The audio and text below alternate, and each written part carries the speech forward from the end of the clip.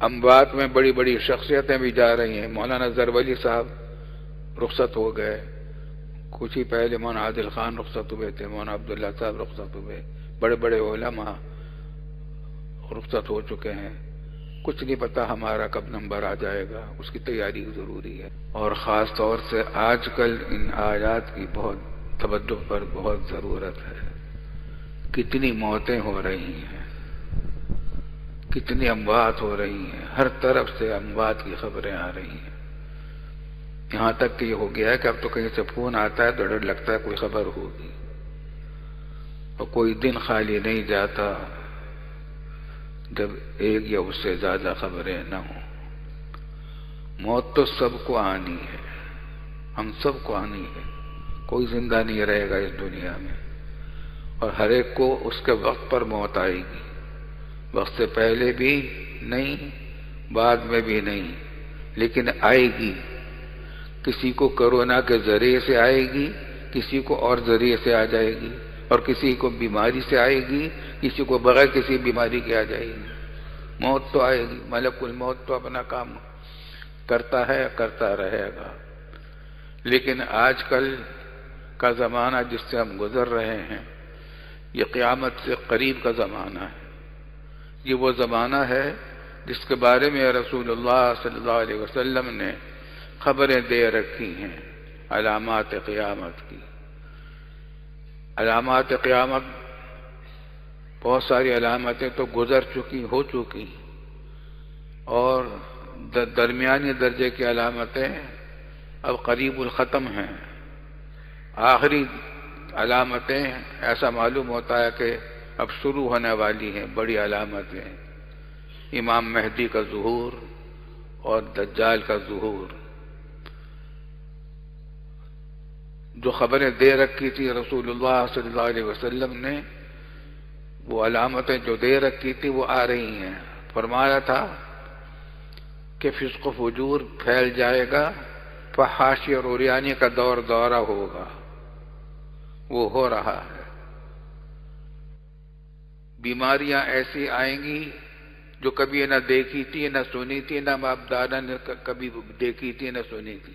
ایسی ایسی بیماریاں آئیں گی، آ رہی ہیں، بہت عرصے سے آ رہی تھی، اور اب تو اتنی تیزی سے یہ آ گئی ہے بیماری کورونا، یہ یاد دلا رہی ہے قرب قیامت کا.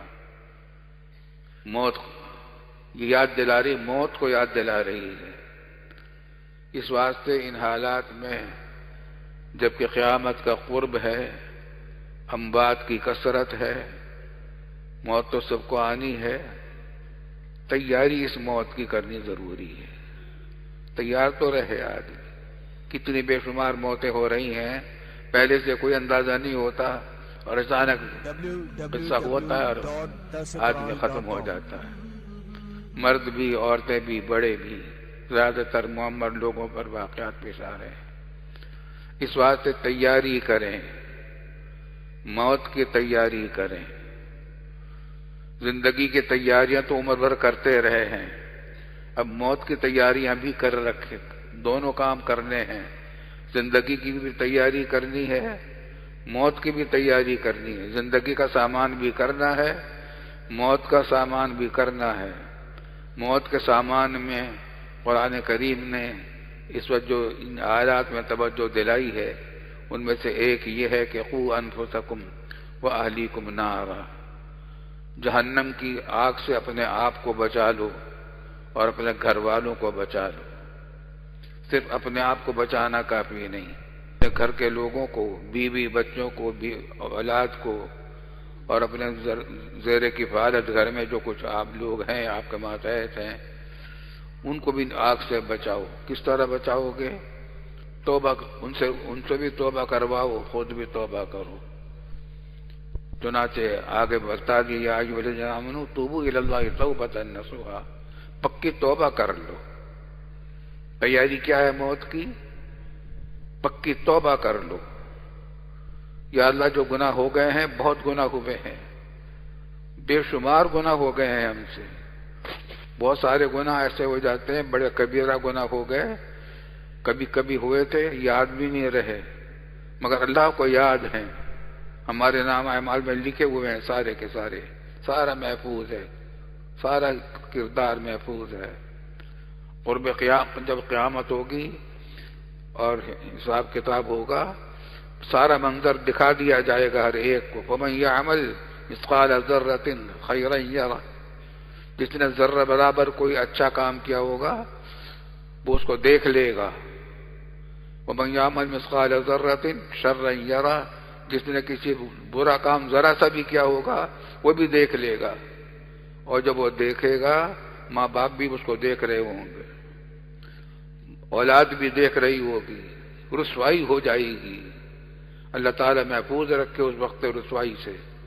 آسان کیا راستہ کیا ہے؟ آسان بہت کر دیا ہے میرے رب نے۔ ہمارے رب میں جو ہمارے رب ہے رحمان و رحیم ہے، ہماری کمزوریوں سے واقف ہے، ہمارے گناہوں سے بھی باخبر ہے، معافی کا بھی راستہ آسان کر رکھا ہے کہ توبہ کر لو، توبہ کر لو گے معاف ہو جائیں گے، سارے کبیرہ گناہ معاف ہو جائیں گے، بڑے سے بڑا کبیرہ گناہ توبہ سے معاف ہو جائے گا۔